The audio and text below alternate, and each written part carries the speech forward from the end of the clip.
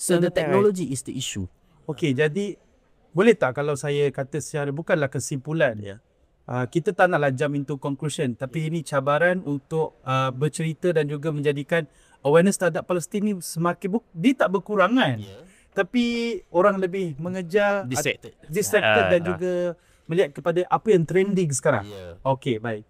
Okey, kita lah sebagai, saya rasa kita boleh conclude lah apa rakyat Malaysia perlu dahulukan terhadap isu yang bersifat geopolitik antarabangsa, apatah lagi melibatkan Palestin. Adakah concerning on Iran dan juga isu yang sedang berlaku ini perlu kita ambil lebih berat ataupun apa yang sedang berlaku kat Palestin? Itu saya just nak minta pandangan lah. Saya kira dua-dua tu mungkin penting, tapi as a Malaysian, apa yang boleh kita mulakan?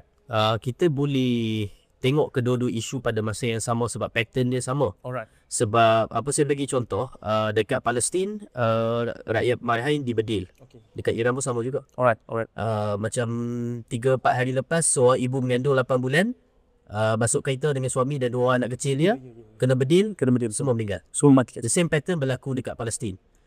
Satu family duduk kat rumah sekolah, bukan rumah, duduk kat sekolah sebagai pelarian di tanah sendiri, kena bedil.